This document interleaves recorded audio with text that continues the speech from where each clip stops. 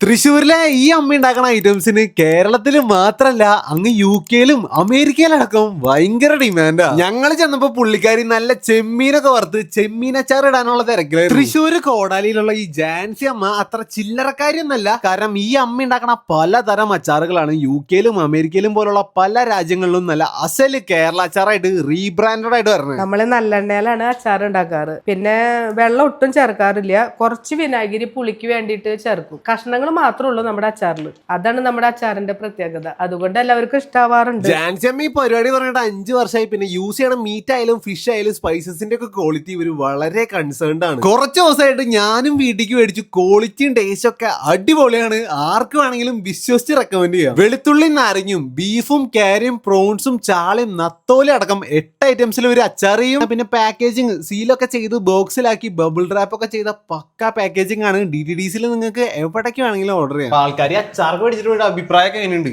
നല്ല അഭിപ്രായം എല്ലാവരും പറയണേ. പിന്നെ അതിനുശേഷം നമ്മൾ തുടങ്ങിയത് നനയാത്ത ടീസ്പൂൺ ഇട്ട് നമുക്ക് ഉപയോഗിച്ചത് എത്ര നാൾ വേണമെങ്കിലും നിൽക്കും. കൂടിയ ഒരു 5-6 മാസം എന്തായാലും നിൽക്കും. അത് എങ്ങനെ അച്ചാറൊക്കെ ഇപ്പൊ ബൾക്ക് ഓർഡേഴ്സ് ഇപ്പൊ വേണമെന്ന് പറഞ്ഞു നമ്മൾ കൊടുക്കും. അത് റെഡി ആയി കൊടുക്കൂലേ? അപ്പൊ നിങ്ങളൊക്കെ ഓർഡർ ചെയ്യാ. അച്ചാറ് വാങ്ങിച്ചിട്ട് ഇഷ്ടമായാലും ഇല്ലെങ്കിലും നിങ്ങൾ പറയാ. കാരണം എന്തെങ്കിലും കുറവുണ്ടെങ്കിൽ നിങ്ങൾ പറഞ്ഞാലല്ലേ അത് നമുക്കത് തിരുത്താൻ പറ്റുള്ളൂ.